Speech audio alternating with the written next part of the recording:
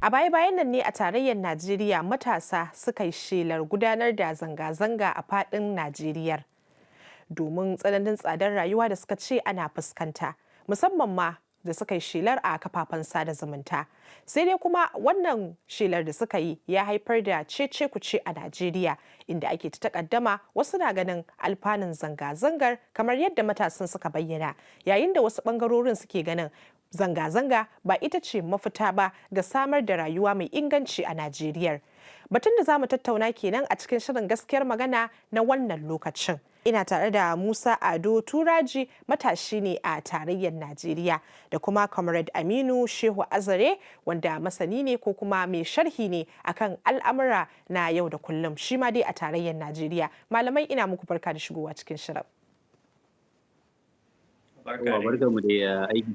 To alhamdulillah, idan na fara da kai Musa Ado Turaji, matashi a Najeriya, wai me yasa ne kuke son yin wannan zanga-zanga ganin halin da ake ciki a Najeriya, kama daga matsalar tsaro da ma sauran abubuwa? Zanga-zanga dai kowa ya san yana ɗaya daga cikin 'yancin kowanne ɗan ƙasa. In an duba sashi na 40 ko da cewa dai ni ba ɗalibin shari'a ba ne, ya ba da dama a yi zanga-zanga ta lumana.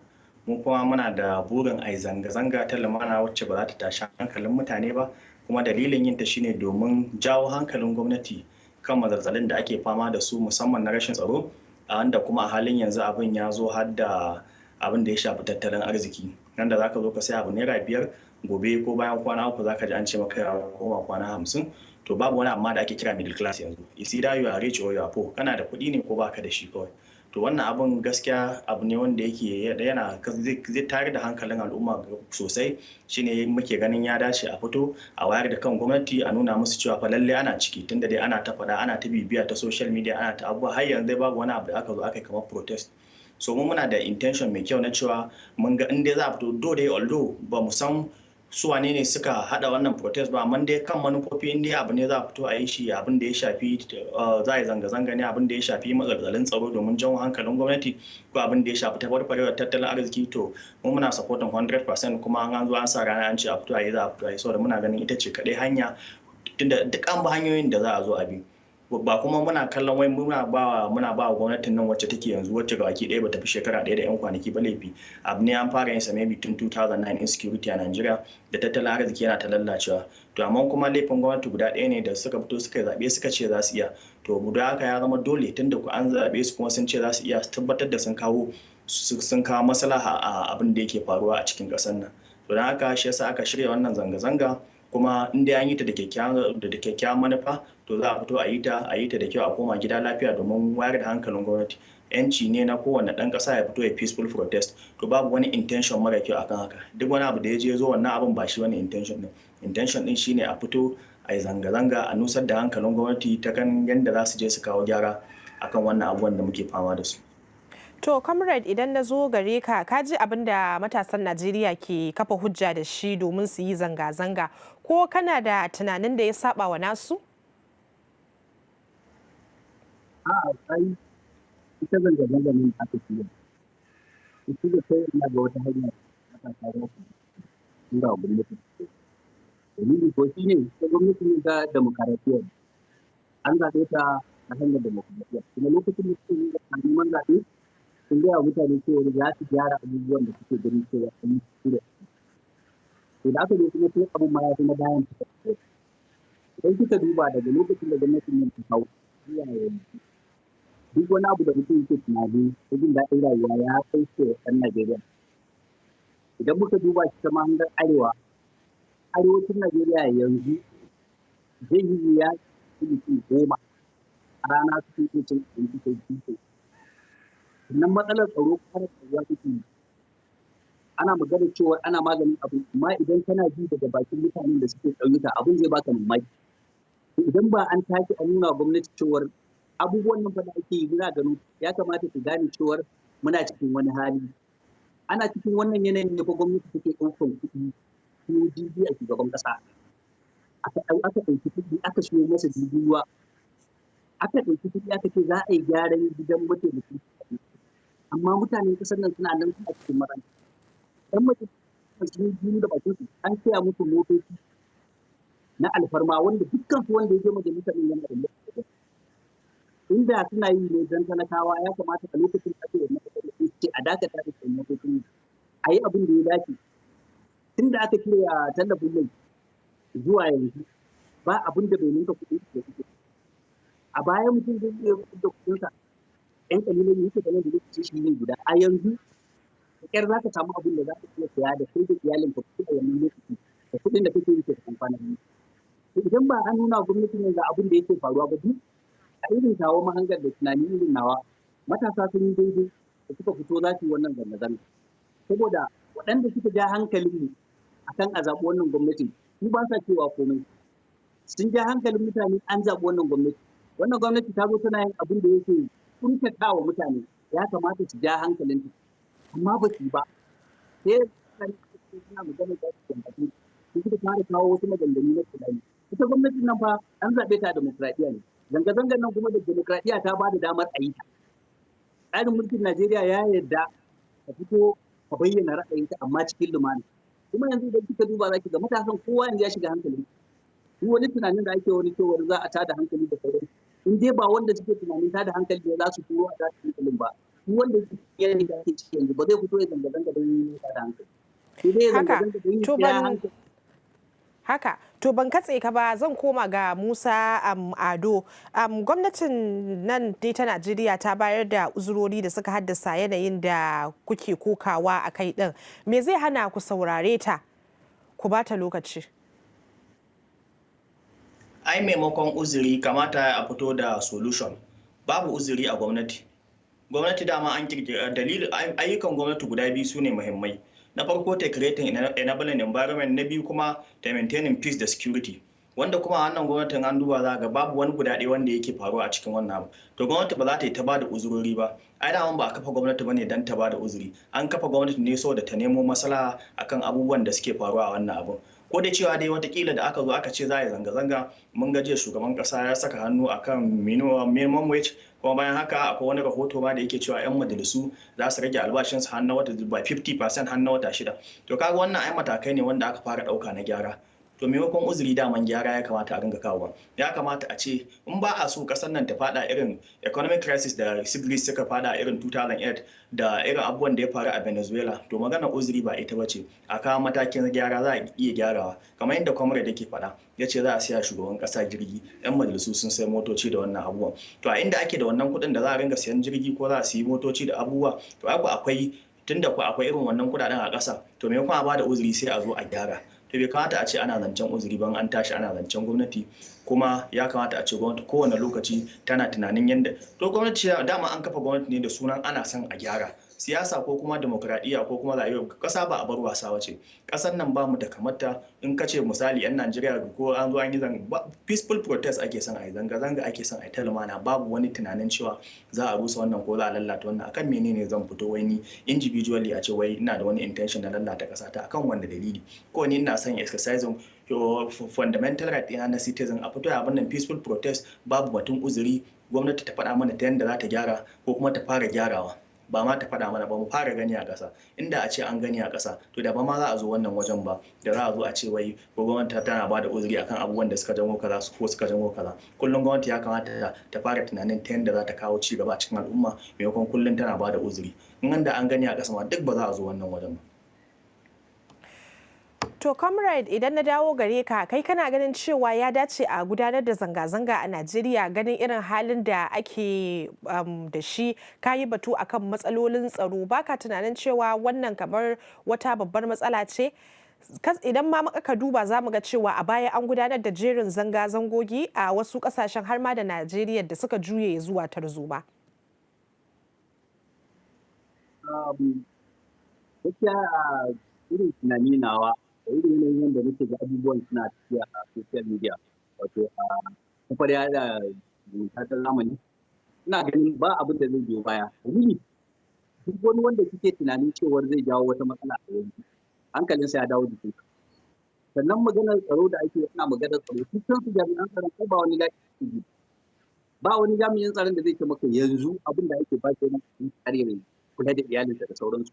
So idan aka fito zanga-zangar nan za su iya bakin kokarin su ne su ma su tsara hukumar da suke wannan zanga-zangar saboda duk abin da za a yi zai shafe idan jin daɗi ake a ƙasar nan su ma suna ji in wahala ake sha su ma suna sha dan haka ni na ni irin nawa zanga-zangar nan ba abin da za ta jawo misali an yi ta a 2014 ina ɗaya daga cikin wanda suka yi mun zanga-zanga a 2014 ba abin da aka yi ba abin da aka lalata duk abin da aka yi shi an yi cikin lumana ne sannan kuma wannan zanga-zangar da ake magana ta ɗan tada tarzoma ta 'yan tas kuma ai waɗanda suke zanga-zangar ba su suka tada tarzoma ba wasu ne suka shigo daga wani gefe suka zo suka tada wannan tarzoma idan kika kula an yi ta sun shirya abin yadda ya kamata sun tsara shi waɗanda suke zanga-zanga ana kawo musu ruwa ana kawo musu abinci da sauran kuma abin da suke nema din sun samu dan haka zanga-zanga ni ban ga wani dalilin da za a ce za ta tada wani tarzoma ba sai dai in wasu ne da suke tunanin zanga-zanga za ta jawo wani abin da talakan Najeriya zai ji daɗi da su dakile wannan jin daɗin da talakan Najeriya zai yi su kawo wasu fita da wannan tarzoma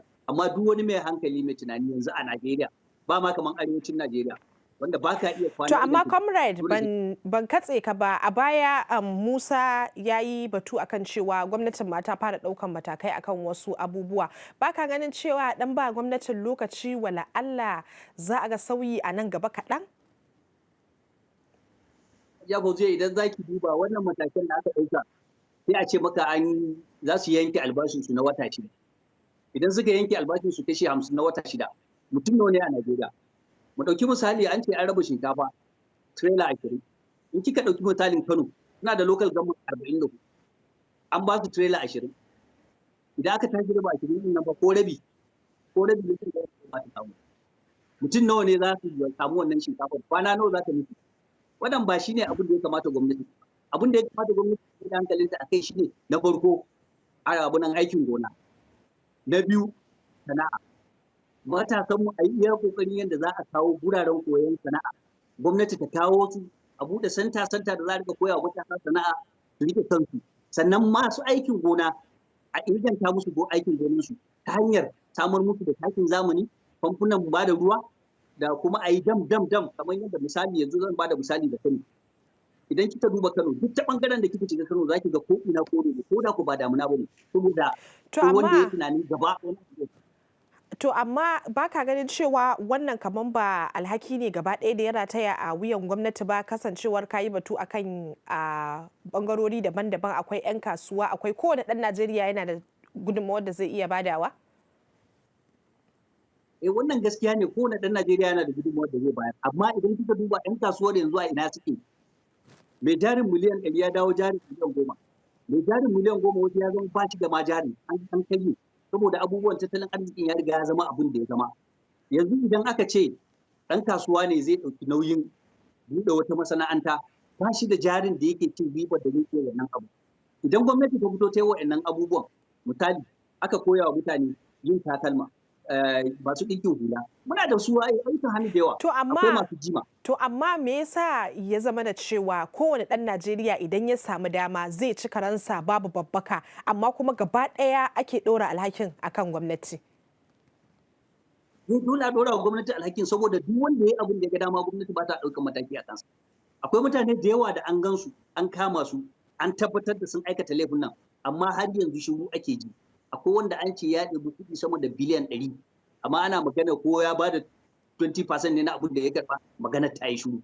So bayan da za a yi wani ya taso ya ga to tun daga mutanen nan sun yi ba abu su komai ba idan ni ban yi ba ƴaƴana za su shiga cikin matsala sai ki ga mutane su ma suna yin wannan abin da ake yi ana ta maimaita shi amma inda a ce ana hukunci a ƙasar nan duk wanda aka kama shi yayi abin da ba daidai ba aka hukunta shi daidai da laifinsa to ina tabbatar miki cewa komai zai gyaru amma gwamnati ba ta yi mutanen da ake tunanin cewa ana zargin cewa ana tuhumar su ne yanzu ma ake ba su mukamai a ƙasar nan idan kika duba gwamnatin nan kusan yawancin waɗanda ta ba wa mukaman nan zaki samu suna da fayil ɗinsu a wajen EFCC to ya za a yi wani ya zo shi ya kai gurin ya ga an yi wa wannan an bacci shi ma ba za a bashi ba ai matsalar take faruwa rashin ɗaukan mataki dan haka kowa yake yin abin da ya ga dama a Najeriya idan aka samu jajirtattu aka ba wa ita EFCC dan gashin kanta ta hukunta wanda ya kamata a hukunta wanda aka kama shi da sunan yayi laifi bai da laifi aka sallame shi wanda yake da laifi aka hukunta shi ina tabbatar miki kasar za ta ga amma in dai ba za a yi wannan ba To, Musa idan na dawo gare ka a matsayinka na matashi a Najeriya da kuke ganin cewa wannan zanga-zanga ita ce mafita, yanzu kun bi dukkanin wasu hanyoyi da ya kamata a bi kuma bukata bata biya ba, sai lalle wannan zanga-zangar ce za ta biya muku bukata? Mu na farko dai ba mu ce zanga-zanga ita ce mafitar abin da yake faruwa a ƙasar nan ba, sai dai ita zanga-zanga kawai abu ne wanda zai janwo hankalin gwamnati ta ga abin da take yi wanda muke kallon mu ana mana ba daidai ba ta gyara. Kuma maganar bin hanyoyi, ai hanyoyi ba wanda ba bi ba a ƙasar nan. Malamai an masa malamai suna faɗa, wasu malamai suna faɗa a cikin karatuttukan su irin halin da ƙasa take ciki, a social media musamman irin shafunan su Twitter ana faɗa, kuma muna da 'yan majalisu. To wannan hanyoyi ma za mu bi, mu da muke bin tsarin demokuraɗiyya, muna ɗan majalisa, muna da chairman, muna da kansila, muna da gwamna, muna da shugaban kasa, mun fito mun yi zaben mu na lumana, mun fito mun dangwala, mun gama bin hanyoyi kenan. Kawai karkari abin da za a mana shine kamar 'yan kungiyar kwadago, idan ana da matsala a cikin kungiyar kwadago na ƙarin albashi ko na abin, in suka rasa yadda za su yi yajin aiki suke zuwa su tafi. To dan kasa ma ya kai bango, ko in an ce protest ana so oke ga abin da muke fama da shi, ku zo ku gyara mana kasan nan. Muna son ta, muna kauna kasan nan, muna son mu ga ci gaban ta. Ba mu da inda za mu je, ba mu da inda muke sha'awa zuwa, ba ma buƙatar mu zo mu ga sanadiyar zanga-zanga wanda Allah ya kiyaye ba fata ake ba, wani abin ya zo ya barke an zo an faru. Kawai amfanin zanga-zanga peaceful protest, za a je a zagaya a nuna, kuma su tabbatar an zo su tabbatar da cewa dan kasa yana cikin kangi, saboda fi sabilillahi dan kasa yana cikin kangi. Ko me aka je aka tattara aka duba, tun daga abin da ya shafi ilimi, ya shafi abinci, ya shafi aikin noma, ya shafi lafiya, ya shafi security, gawaki ɗaya zero ne. Ma ba zero bane, gawaki ɗaya yana buƙatar gyara na musamman. To ana ta tafiya ina za a je ne? Yanzu muna 2024, ana generation na AI, artificial intelligence, mu kuma muna amfani da curriculum irin wanda ake koyar mana a 1960s 1970s. Ko misali karatu da na zo ne a jami'a da ragonsu, practical courses da muke yi abin da ake amfani da su na 90s ne, and this is 2024. So wanne irin gyara mutane suke jan su je su dauko akan ilimi, wanne irin gyara mutane suke son su je su dauko akan. Amma Musa, saboda kasancewar ana ta ce ku ce wannan bangare su ce kaza, wannan bangare kowa yana tofa albarkacin bakinsa akan wannan zanga-zanga. Idan wannan zanga-zangar ta zo ta kama hanyar lalacewa, shin ku matasa wani irin mataki kuke so, ko kuma wani irin mataki ne kuka shirya ɗauka domin ganin cewa kun yi wa tafka hanci? Ba ma abin da zai kama hanyar lallacewa, ba ma son komai ya kama hanyar lallacewa, ba wata manufa mara kyau akan harkar zanga-zanga. Like aka yanda ya faɗa yanda yake a cikin constitution, kasa ta ba constitution ya baka dan haka to kai peaceful protest. To akan me za a lallata? Waye zai lallata? Waye sa za a lallata? Waye yake da wani intention na lallata? Ba abin da ake son a lallata. Protest ne an fito an yi shi, an gama an yi zanga-zanga. Guda nawa aka zo aka yi a baya ma ba abin da ya je faru. Kamata ya ma ce hukumomin tsaro su ma su zo su shiga cikin wannan abun, su tabbatar da an yi tsaro, tunda constitution ne ba da dama a zuwa wannan. Gwamnati ma ya kamata ta ji daɗi za a zo a yi wannan abun, ta zo ta kawo tsaro da komai a zo a yi shi a gama. To dan me yasa za a zo a lallata abubuwa? Ai gwamnati ma ya kamata ta shigo cikin abun, ta ba wa hukumar tsaro dama ta fito ta kakkare mutane, a yi abin da ya kamata. Duk demokradiyya ake gudanarwa a ƙasa, ya kamata a ce komai ana yin sa daidai. Mu fa ba yaƙar gwamnati muke, gwamnatin da muka zaɓa, to kuma akan me za mu zo mu yaƙe ta? Su gwamnatin su ma kafin su zama gwamnatin ai su ma mutane ne kamar mu, 'yan ƙasa ne kamar mu. To akan me za mu zo muna yaƙar junan mu? Ko ai an ce protest ba yaƙi aka ce ba, ce aka yi zanga-zanga ta lumana za a zo a fito a yi. To kuma yaƙan mutum ake, so da an ce zo ka gyara kuma shine ya kasance ana yaƙar ko kuma a ce za a ƙona wani abu, to mu fita mu ƙona dukiyar wa ko mu lalata dukiyar wa? Akan me za ka lalata dukiyar wani? In ka fita ka lalata 'yan kasuwa dukiyarsu baka zalunce su ba, in ka fita ka lalata kayan gwamnati baka zalunci kanka ba, saboda gwamnatin mutane ne, mutane gwamnati ne. To babu wani dalili da yasa za a fito a yi wata zanga-zanga domin ganin cewa abu ya lallace. Akan me za mu so kasan nan ta lallace? Akan wanne dalili? Ai babu wannan hujja, ba mu da ita. Akan me?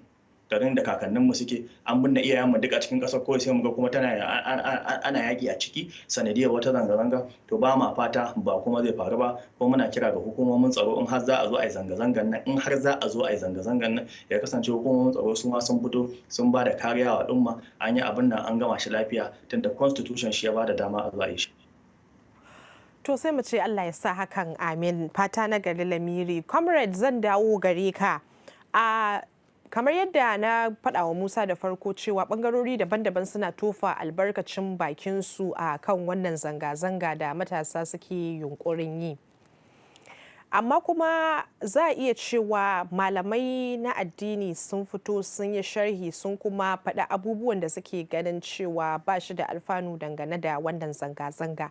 Shugabanni sun tofa albarkacin bakin su, dattijai su ma sun faɗi nasu. Shin baka ganin cewa duk abin da babba ya hango yaro ba zai taɓa iya hango sa ba? Kenan babu buƙatar cewa su waɗannan matasan su yi wa gwamnati tarjiya?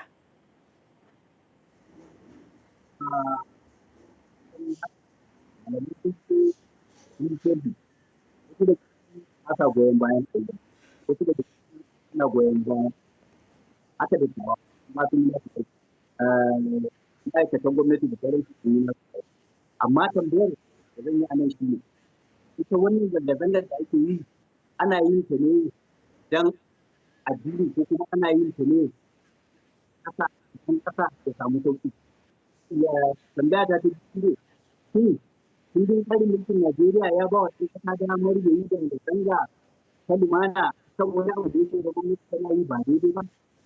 Idan an ba shi wannan damar, ni ban ga dalilin da za a yi masa duk abin da matasan da suke kokari da suna yi gaban mutum mutane.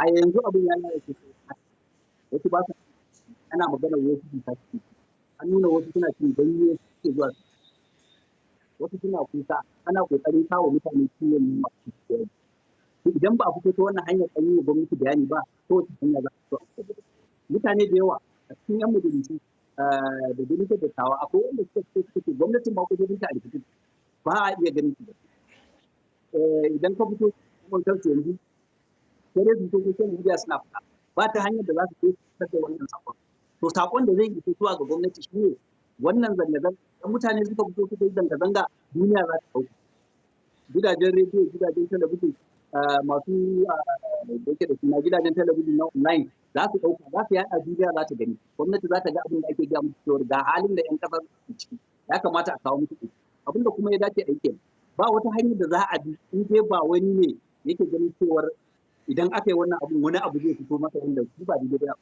ga dalilin da za a ce wai zanga-zangar nan ba ita ce littafi ba abin da ya rage wa yanzu ɗan Najeriya illa ya fito ya nuna cewar gwamnatin nan bayan an ce ta gaza ba amma ta ƙara kokari akan abin da take ta ƙara wa ma'aikata jiya nan zuwa 2000 to ina tabbatar miki in kika je kasuwa nan da kwana uku za ki samu an ƙara kuɗin kaya ya kamata gwamnati ta shiga cikin wannan lamarin ta kawo price control idan ka shiga shagon nan ka samu abu ana sai da shi naira 10 in ka shiga shagon kuma haka 10 za ta samu amma yayin kasuwar mu gaba ɗaya kowa yana sai da abin da ya control wani zai sayar naira 10 wani zai sayar naira 10 sai kin ga wannan abubuwan suke jawowa matsala fannoni da yawa fannonin sufuri in kika samu misali za ka tashi kamar misali daga Kaduna za ka je Sokoto idan ka je wannan tashar za ka samu ka ɗauka mutum 10,000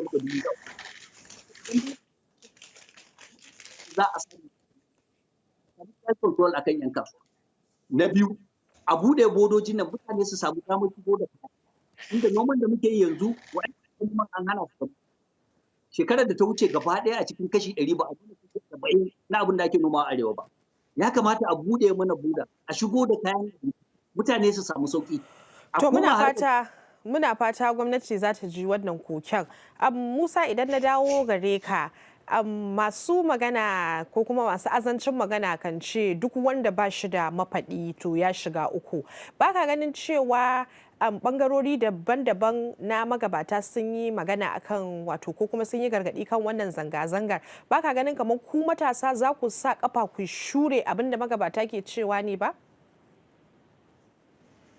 Ba kafar da za mu sa mu shure ko in ce ni let me talk on behalf of myself ba kafar da zan saka na shure akan maganar da magabatan suka faɗa amma abin da ya kamata a duba kuma muke kira da gwamnati daga nan zuwa ranar kwanan watan da wanda suka shirya zanga-zanga suka ce za a fito a zanga-zanga idan aka samu price control idan aka buɗe boda idan aka inganta tsaron aka yi abubuwa kwana 7 komai zai iya faruwa za a iya yi idan aka gyaggyara wannan abubuwan to ina faɗa miki kuma ina miki alƙawarin cewa ni kaina an ce zo ka je zanga-zanga ba zan je ba zan fita wato an yi min abin da nake so ai akwai time akwai lokaci yau a zuwa ce an buɗe boda an shigo da abinci a tabbatar da an shigo abinci daga nan zuwa kwana 5 ko kuma a zo a ce an samu price control an daina kaza abubuwa guda uku a gyara su a wannan fito ba ni ba ma matasa sama da guda 1000 su ma an ce zo ku fito ba fa za su fito ba kuma za su fito ba su kuma ta ulama malamai iyayenmu in za mu ƙara duba ko wance ne wannan personal level zan ƙara duba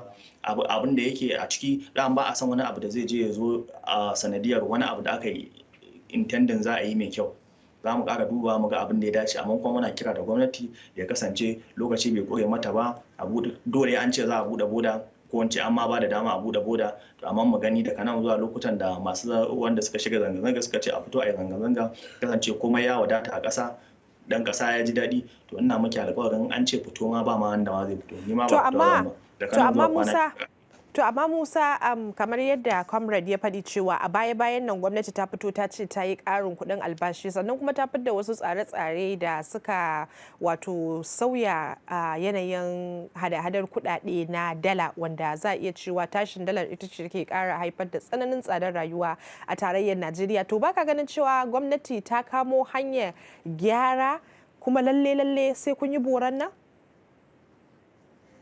Bore fa bai zama lalle ba, bore samsam bai zama lalle ba, mu gyara muke so.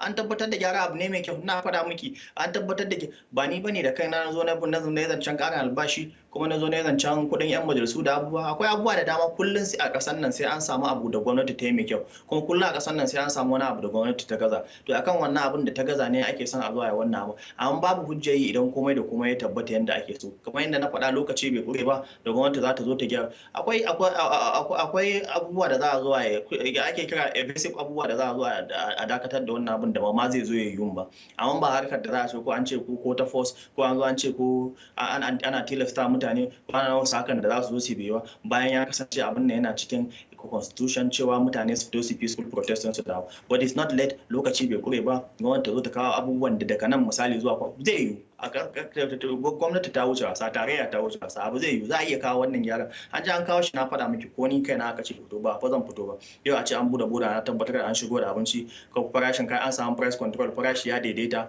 kuma abubuwan da suka zo suka tashin gurin zabi duk sun faɗo duk a kwana 5 ko 7 wannan abin zai yi a daina ma cewa ba zai yi ba in za a iya saka hannu a siyo motoci su shigo daga kasashen waje ratata ko kuma a sa hannu a siyo jirgi ko wani abu ko a sa hannu a tafi duk wannan abubuwan su ma fa za su yi fa bodan nan fa magana ce yi bari na bari bude ta shigo da kayayyakin abincin nan ga mutanen sana ta to an ce a gwada noman to noman ma ba a zo in ko ke jarida ce ke sa abin da ya faru a Maiduguri shekara 2 ne ko 3 da suka wuce manoma sun to daga Sokoto an ji an samu an kashe su gabaki daya ina yau taki nawa ne taki saran 40,000 naira so ta yana zaka je kai taki ka noma masarar da zaka zo ka ci masara wacce ake gasa akan titi ana sai da ita yanzu ba zaka je ka samu ta naira 50 ba dari da musamman wannan abu ne da elite ba sani ba amma abu ne wanda common man ya sani kuma wannan agitation din da ake ta yi agitation ne na common man saboda common man shi ya san me yake zuwa a lot of people in Nigeria yanzu ba sa affording 3 square mil 2 square mil Allah ya sa masa albarka 1 square mil ma ka samu healthy meal ma ka same shi a Nigeria aiki ne kuma ka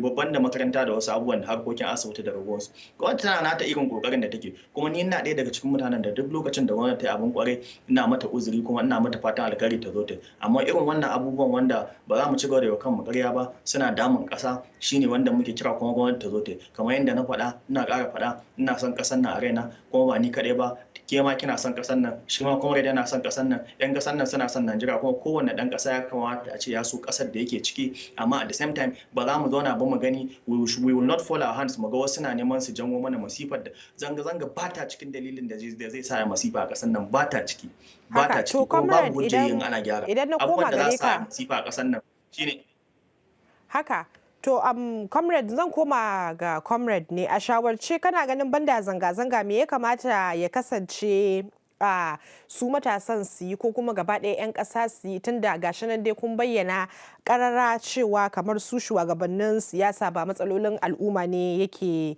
gabansu ba kamar yadda kuka nunar. A ta ɓangaren shugabanni, ai suna da shugabannin da suke faɗa a ji. Ko waɗanda idan suka tsaya suka yi magana za a saurare su. Duk cikinsu ba wanda muka ji ya fito ya ce abin da gwamnatin nan take yi ba daidai ba ne. Shi fa talaka abin da yake bukata ba zai wuce 3 zuwa 4 ba. Ya samu isasshen kiwon lafiya, ya samu isasshen makaranta, abinci ya sauki, sannan a yi magana hanyoyi, sai aikin gona. Iyakar abin da talaka yake bukata kenan bai yi ba. To wanne ne wanda aka yi yanzu talaka idan aka ce yana zazzabi ba asibitin da zai je shi da 500 ya samu maganin wannan zazzabi. 500 asibitin gwamnati ne. Yanzu Federal Medical Centers da aka yi su sun koma kamar asibitocin kuɗi. Mace idan ta je ana magana haihuwa sai ka ajiye 100 a Federal Medical Center. Asibiti ne na gwamnatin tarayya wanda ya kamata a ce ya fi kowanne sauki. Asibitocin jihohi sun fi na gwamnatin tarayya sauki. Amma su ɗin ma ina ake sai ka ajiye 50,000 matar ka aihuwa ta zo yi fa. Babu wani abu da ake yi wanda ake ba wa talaka ta ɓangaren kiwon lafiya da zai samu sauki. Babu shi. Panadol ba za a iya baka ba asibiti sai ka saya. Sannan a zo maganar makaranta. Ba wani abu da gwamnati take yi. Makarantun ga sun duk a lalace. Makarantun sun lalace sai ka biya kuɗin makaranta. Idan aka zo jarabawa sai ka biya kuɗin jarabawa. Uniform dukkan ga nan su kuma dukkan wayannan da suke shugabanci ba wanda bai ci gajiyar boko ba ya same ta a free. Yawancinsu wanda suka university a wancan lokacin kayan su da suke sawa ma da yawa suke ajiye a bakin kofar don ɗinsu a zo a ɗauka a je a wanke musu a dawo musu da shi. Abinci suna da shi. Amma yanzu makaranta abincin da makaranta take dafawa idan ka ɗauka ka kai shi wani ko ka ba wani karan ba zai ci ba. In ya ci kuma ƙarshen ta kwanta da shi lafiya. Saboda abubuwan da kansu suke ci wallahi talakawa ba sa ci. Abu ne wanda yake da sauƙi yi gwamnati ba abin da ba za ta iya. Idan ana magana tsaro jami'an tsaron Najeriya ni ina da yakinin cewa duk abin da ake yi a duniya jami'an tsaron Najeriya za su yi.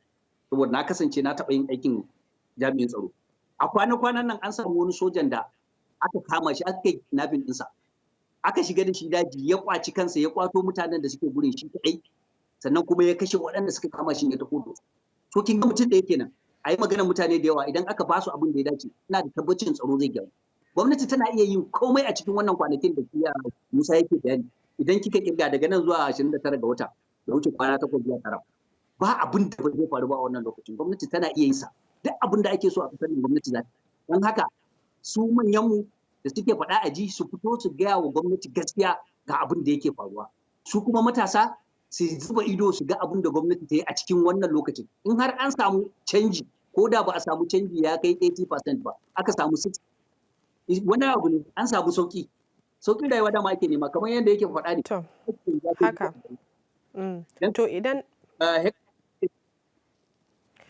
To idan na dawo gare ka Musa wace shawara za ka ba ku matasa idan har ta kai ku ga ku fito wannan zanga-zanga? Ya kamata a ce matasa lokacin zanga-zanga su fito da zuciya mai kyau, ba ruwansu da kayan wani, ba ruwansu da lalata dukiya, kawai dalilin zanga-zanga kamar yadda nake faɗa a jawo hankalin gwamnati ne ta gane cewa ga irin matsatsalin da talaka yake ciki saboda mu muna ganin ko gwamnati ta manta ne ko kuma ta yi nisa da gwamnati ta yi nisa da al'umma kuma bai kamata a ci gwamnati ta yi nisa da al'umma ba. Kuma wannan fa laifin ni ba wai ina ba gwamnatin tarayya ba ne, in an ce gwamnati ana nufin gwamnati tun daga matakin kansila zuwa ciyaman zuwa dan majalisar jiha zuwa dan majalisar tarayya zuwa sanata har can zuwa fada shugaban kasa ma gabaki daya saboda duk zababbu ne. To don haka ba za a ce wai gabaki ɗaya laifi wai an buga shugaban kasa shi ba ko an buga gwamnan jiha da abubuwa su ma wancan zababbu ne. To ya kamata a ce su san me yake me ake ciki, su san me ake ciki su kuma matasa da za su fito su zo su a fito a zuwa zanga-zanga ta lumana. In an gama zanga-zanga ta lumana a tattara a tafi gida kuma muna fata in har za a yi zanga-zanga wanda ni fa ba ma na son a yi kwana 8 din nan ya isa gwamnati ta zo ta gyara duk abin da ya kamata yi saboda in ka san farkon ba ake cewa baka san karshen sa ba amma kana masa fata ya karshe mai kyau. To in har za a fito a zuwa yawa wanda in Allah ya dama ba za a ba kafin kwana 8 din me amfanin zanga-zanga saboda mu tona kan asiri a idan duniya to wannan baya da amfani. Shi yasa muke kira da gwamnati kafin kwana 8 wannan abun zai yi ta bakin comrade amma ba za ka iya gyara abu 100% ba za ka iya gyara shi ko 60% ne. Bukatun talaka baya da wahala ba su da yawa, talaka baya da babban buri, talaka ba wai yana wa gwamna a bakin shugaban kasa ko yan majalisu bakin cikin an siya musu mota bane sawan wannan su dana amma shi talaka dai ka bashi abincinsa ka bashi lafiya ka bashi ilimi ingantacce wannan fa ya ishi talaka. To iya wannan a cikin guda 3 a ji a dauki guda 2 ko guda 1 a tabbatar da shi musamman ma yanzu yanda ake jin yunwa a buɗe bodojin na a sauko da a shigo da abinci. Kuma ni bana cikin mutanen da suke ganin wai ya dace a ganga ba mutane palliative sau ciyar da mu za a ganga yi kaskantar ta mu hatta kai a zuwa ce za a ganga ba mu abinci muna ci. Ai wanda ka nuna mana inda za mu samu abincin ko kuma ka ba mu dama mu noma abincin mu da kanmu mu ci. Abincin da kake ba mu ai bai ishe mu ba ta bakin kuma ya ce portfolio local gamma a Kano an ce an ba mu trailer ko nawa ce ko trailer 100 ka ba yan Kano ta zo gidanmu ne ko ta zo makotanmu har yanzu ma palliative din da ake rubuta ni ban gan shi a unguwan ba ko daya kuma gwamnatin tarayya ko kuma gwamnatocin da suke rawa palliative suna dukan kirji suna cewa sun rawa to a daina ba da palliative ba ya da amfani a inganta to mun gode Musa shine kawai haka to mun gode Musa a gurguje saboda lokaci ya riga ya hararo mu comrade a cikin ƙasa da minti 1 wata shawara zaka ba matasan a matsayinka na matashin dattijo shawarar da zan ba wa matasa ne shi buɗe kunnuwansu su buɗe idanuwansu a cikin kwanakin nan 8 da suka rage a yi zanga-zanga idan har an samu gwamnati ta yi